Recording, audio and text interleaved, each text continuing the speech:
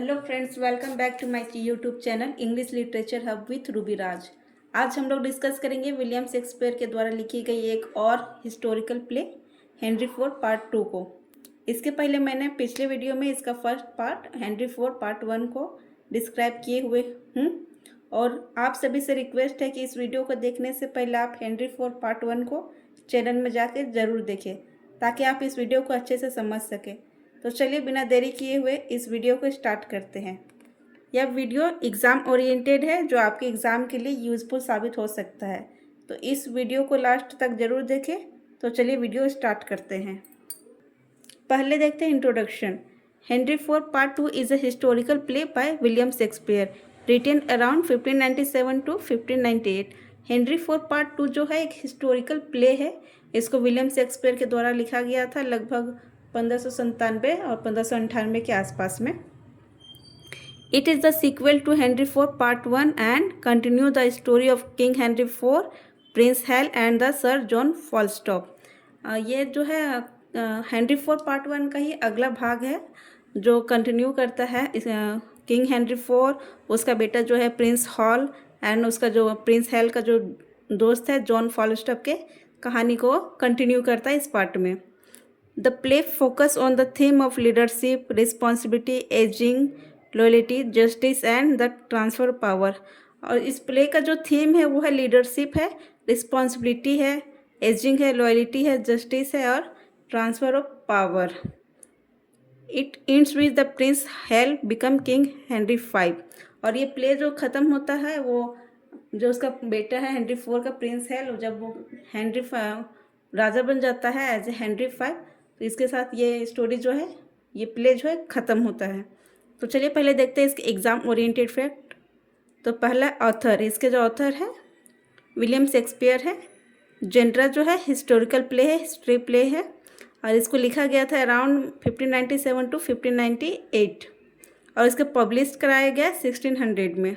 और इसका जो सेटिंग रखा गया वो इंग्लैंड का है। हिस्टोरिकल पीरियड अगर देखा जाए तो ये 15th सेंचुरी के आसपास का ही स्टोरी है।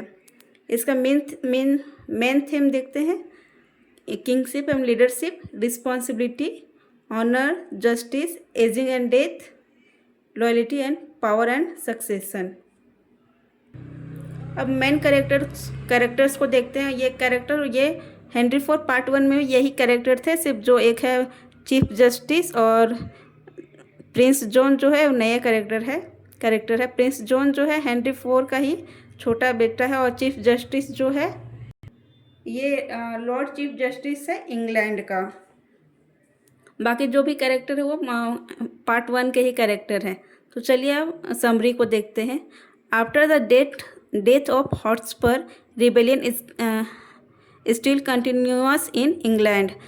जब पार्ट 1 में हॉटस्पर का डेथ हो जाता है तो बहुत सारे विद्रोही जो हैं तो मारे जाते हैं, लेकिन बहुत सारे जो है बच जाते हैं। लेकिन वो अभी भी कंटिन्यू है, मतलब अपने युद्ध को रोके नहीं। उन लोग फिर से नया प्लानिंग करते हैं, फिर से लड़ाई करना चाहते हैं और इंग्लैंड में अपना कब्जा करना चाहते हैं। Northumberland and other rebels try to organise another revolt against King Henry 4 but the king forces successfully defeat them. जो नॉर्थम्बरलैंड है जो हॉटस्पर का पिता था और बहुत सारे जो उसके दुश्मन थे, रिबेल्स थे, वो फिर अलग एक रिवोल्ट तैयार करते हैं अगेंस्ट किंग हेनरी 4। लेकिन जो किंग हेनरी 4 है वो फिर इस युद्ध में फिर से वो जीत जाता है और अपने विद्रोहियों को हरा देता है। Meanwhile King Henry 4 grow old and seriously ill. और एक साइड दिखाया जाता है कि किंग हेनरी 4 जो है वो सीरियसली जो है मतलब बीमार पड़ जाता है और वो बूढ़ा हो चुका है, इसलिए वो बीमार भी हो जाता है। He worries about the future of England and whether his son prince Hal is ready to become king. और उसके साथ उसको चिंता भी खाया जा रहा है कि वो इंग्लैंड का, कि उसके बाद इंग्लैंड का क्या होगा। क्या कि उसको लगता है कि उसका जो बेटा है प्रिंस हॉल वो इरिस्पॉन्सिबल है, गैर जिम्मेदार है, तो वो कैसे इंग्लैंड को संभाल पाएगा। Although Hall had spent much of his youth with Sir John Falstaff in taverns, क्योंकि जो उसका बेटा जो प्रिंस हॉल है वो लगभग हर समय अपने दोस्त जो उसके दोस्त है जॉन फॉलस्टॉप के साथ शराब खाने और सराय सब में बिताता है। इसलिए उसके पिताजी जो हेनरी फोर उसको विश्वास नहीं होता है कि ये राजा के लायक है कि नहीं, ये इंग्लैंड को संभाल पाएगा कि नहीं, ये चिंता उसको खाए जा रही है। He has now become more mature and responsible. लेकिन इस टाइम जब उसके पिताजी जो बीमार पड़ जाते हैं उस टाइम उसको समझ में आ जाता है प्रिंस हॉल को, और वो एकदम मैच्योर हो जाता है, रिस्पॉन्सिबल बन जाता है ताकि वो इंग्लैंड को संभाल पाए। इधर एक साइड दिखाता है कि जो प्रिंस हेल जो है वो राजा बनने का कोशिश करता है ताकि वो अपने पिता के मरने के बाद वो इंग्लैंड को संभाल सके। लेकिन बहुत सारे जो रहते हैं वो मिसअंडरस्टूड मतलब गलत समझते हैं। वह सोचते हैं कि प्रिंस हेल जो है वो अपने पिता का राजगद्दी हड़पना चाहता है, इसलिए वो राजा बनने की कोशिश कर रहा है। लेकिन प्रिंस हेल जो है उन लोग को समझाते हैं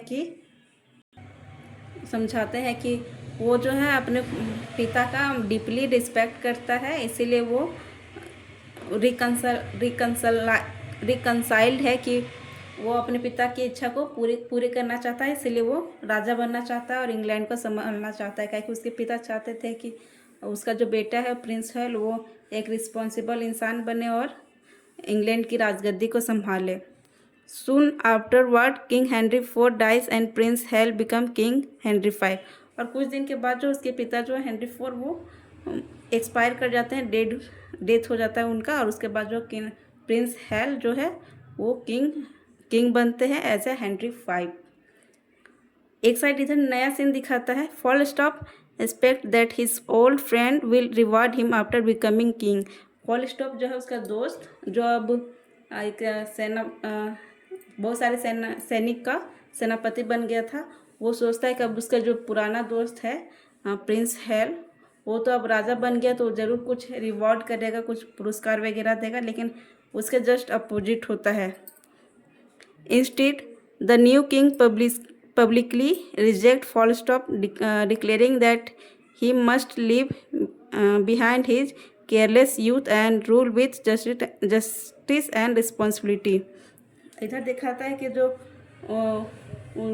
किंग है हेनरी V जो पहले प्रिंस हेल था वो फॉलस्टॉप जो उसका दोस्त है उसको डिक्लेयर कर देता है कि वो उसको अब उसके साथ अब नहीं रहना चाहता, और वो बोलता है उसको कि वो अब उसके राजमहल वगैरह से बहुत दूर चला जाए, उसके नज़रों के सामने ना रहे। कि उसको लगता है कि अगर वो अपने दोस्त लोग के साथ रहेगा तो फिर वो इरिस्पॉन्सिबल बन जाएगा और इंग्लैंड को वो नहीं संभाल पाएगा, इसलिए वो अपने दोस्तों को वहाँ से हटा देता है।